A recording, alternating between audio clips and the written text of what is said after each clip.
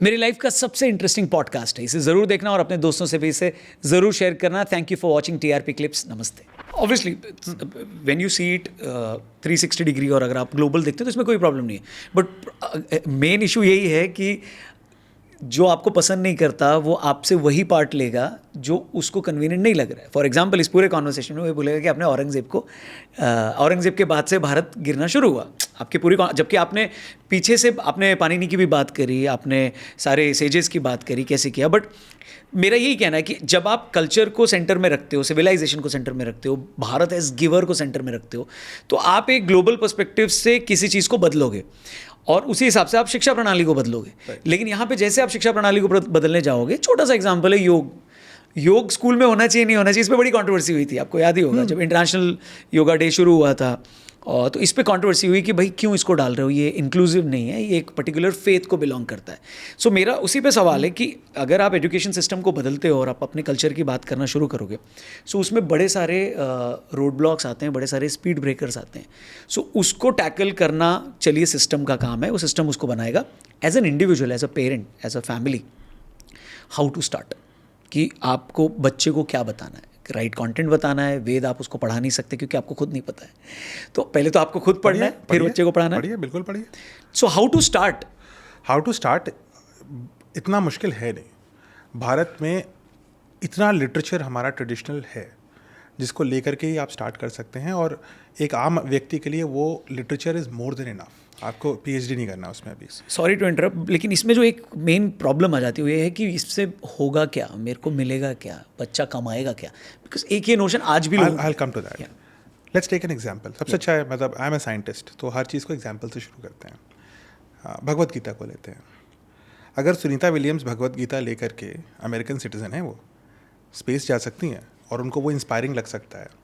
अगर भारत के पूर्व राष्ट्रपति APJ अब्दुल कलाम जी भगवत गीता को साथ रखते थे और हर बड़े मिशन के पहले उसका वो जो सार था, और अलग अलग, सिर्फ एक ही नहीं है, बहुत सारी चीज़ें हैं श्रीमद् भगवत गीता में, तो भगवत गीता से अगर वो सीख सकते थे हर मिशन के पहले, तो अगर आपका बच्चा सीख सकता है कुछ से, तो क्या बुराई है। अगर उसी से भारत के राष्ट्रपति बनते हैं और मिसाइल मैन और स्माइल मैन और स्पेस मैन और the person who is spend 600 hours in space famous astronaut बन सकते हैं, ओपेनहाइमर उसको कोट कर सकते हैं, तो हमें क्या शर्म है, क्या बुराई है। वहीं से शुरू करिए।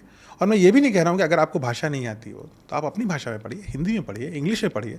इतना इंटरप्रिटेशन पढ़ा हुआ है, आपको पढ़ना नहीं है तो आप वीडियो देख सकते हैं, लेकिन आप शुरू तो करिए कहीं से, कुछ तो शुरू करिए। आप जैसे डॉक्टर कलाम कहते थे कि एक हर घर में एक छोटी सी लाइब्रेरी होनी चाहिए, ठीक है, उसमें कुछ बुक्स इंडियन होनी चाहिए, इंडियन कल्चर के बारे में होनी चाहिए, इंडियन हिस्ट्री के बारे में होनी चाहिए। उनसे शुरू करिए। एंड इट्स, आपने ये सवाल ये था कि इससे मिलेगा क्या। आज का जो the time which our children are going to head, अब वो किसी भी समय से बिल्कुल अलग होगा। ये ज़माना आएगा और आ चुका है आर्टिफिशियल इंटेलिजेंस का। बाय वेस्टर्न एस्टिमेट्स, और अगेन लोगों को वेस्टर्न एस्टिमेट पसंद है तो वेस्ट के ही एस्टिमेट देखें, 30 करोड़ जॉब डिसरप्ट हो जाएंगी 2030 तक, सिर्फ आर्टिफिशियल इंटेलिजेंस और रोबोटिक्स से। 30 करोड़ नौकरियां, यानी कि एक नौकरी पे अगर 4-5 लोग निर्भर करते हैं तो दुनिया की 1/6 आबादी डिसरप्ट हो जाएगी अपने जॉब से। मतलब बेसिकली किसानों को छोड़ करके बाकी सब डिसरप्ट हो रहे हैं, और अल्टीमेटली किसान भी डिसरप्ट होंगे रोबोटिक्स से। तो अगर हम इस एस्टिमेट से चलें कि दुनिया की इतनी, और उसमें भारत बहुत बड़ी आबादी होगा इसमें से, स्किल्स क्या चाहिए आपको। And Harvard came up with a set of skills. उन्होंने कहा कि आपको इंटरपर्सनल स्किल्स इंप्रूव करनी होगी भविष्य में, आपको टॉलरेंस टू डाइवर्जेंस, लोग अलग अलग होते हैं, अलग अलग विचारधारा के होते हैं, उनको कैसे हैंडल करना है, और सबसे बड़ी चीज़ the king of all is emotional stability. और मैं देख रहा हूँ कि किस प्रकार से भारत और विश्व में जो युवा वर्ग है, 20 से 30 साल का वर्ग है, इनफैक्ट उनसे छोटा भी जो वर्ग है, कितने ईजिली लोगों की emotional stability is getting distorted and disturbed, और वो बहुत ही कभी कभी खतरनाक रूप में आती है। जैसे कि अभी ये जो मेरठ का केस चल रहा है, this is also case of emotionally unstable people. और छोटे छोटे केस में आती है जहाँ लोगों को डिप्रेशन आ जाता है, लोग शेल में चले जाते हैं अपने, इन सब चीज़ों को। सो इमोशनल स्टेबिलिटी को हम कैसे इंप्रूव करेंगे। इमोशनल स्टेबिलिटी के लिए कोई कोर्स नहीं होता, कोई IIM, IIT, हार्वर्ड कोई कोर्स चला नहीं सकता इसके लिए। इमोशनल स्टेबिलिटी आती है फैमिली में जो होता है उससे आती है, और बचपन में स्ट्रॉन्ग वैल्यू सिस्टम से आती है। और ये हमारी जो स्पिरिचुअल नॉलेज है वो उस वैल्यू सिस्टम को कहती है। पेशेंस रखो, धैर्य रखो, मिलेगा। कभी कभी कुछ गलत हो रहा है अगर, तो शायद कुछ कार्मिक इफेक्ट है, कुछ है, कुछ कारण है, लेट इट बी। आप अपने तरफ बढ़, जो लक्ष्य है उसकी तरफ बढ़ते रहो। ये नहीं कहते कि फल का मतलब नहीं है कुछ, लेकिन फल के पीछे भागते रहोगे तो हमेशा एंग्शियस रहोगे। और आज यही तो होता है, तुरंत चाहिए, 15 मिनट में डिलीवरी चाहिए, मेरे को 30 मिनट में ये चाहिए, नहीं तो मैं अपसेट हो जाऊंगा। अगर मेरी डिलीवरी 15 से 16 मिनट हो गई तो मैं लड़ने लगूंगा एक बॉट से। उधर बॉट बैठा है, वो लिख रहा है ये बॉट है, आप बॉट से लड़े जा रहे हो, है ना। उसको क्या फ़र्क पड़ता है, आपका ही उसमें नुकसान हो रहा है। लेकिन जो हमारा ट्रेडिशनल कल्चर है इंडियन सिविलाइजेशन का, इसे धैर्य रखो, ठीक है, अगर कुछ नहीं हो रहा है, नहीं भी आता है, कुछ नहीं भी मिलता है, बाद में मिलेगा।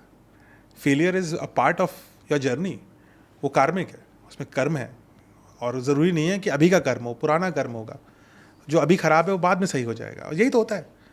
Half of this whole emotional stability comes because of impatience, mostly, not half भी नहीं, पूरी इसी से आ रही है। दूसरे के पास है, मेरे पास नहीं है, अब मेरे पास आ गया लेकिन दूसरे के पास और अच्छा आ गया, तो अब मैं दुखी। सो कंपैरिजन में मैं जिंदा हूँ, है ना। अभी जो है उससे अच्छा सामने दिख रहा है, and that has translated in commodities, in services जो हम कंज्यूम करते हैं, in relationships, and which is very toxic, because कोई किसी से खुशी नहीं है। हर आदमी को लग रहा है कि ये जो मेरे साथ है उसकी वैल्यू कम है, जो बाहर है उसकी वैल्यू ज़्यादा है, तो इसको छोड़ो, उसको पकड़ो, और ये एंडलेस साइकिल है। ये साइकिल को एक बड़े अच्छे लेखक ने, उन्होंने बड़े अच्छे से डिफाइन किया था कि जो मुझे चाहिए वो मुझे मिलता नहीं है, जो मुझे मिलता है वो मुझे अच्छा नहीं लगता, जो मुझे अच्छा लगता है वो परमानेंट नहीं होता, और जो परमानेंट होता है उससे हम बोर हो जाते हैं। That is so true. Yeah. तो फिर मैंने उसको 10 बार पढ़ा, मैंने बोला ये क्या लिख दिया इन्होंने। और एग्जैक्टली मतलब आज के टाइम में हमेशा से ये सही था, हर जनरेशन के लिए किसी न किसी तरीके से सही है, बट हमारे लिए बहुत ज़्यादा सही है, क्योंकि ये चीज़ हम हर 30 सेकेंड में देख रहे हैं थ्रू सोशल मीडिया कि अच्छा इसके पास, and we seek validation big time.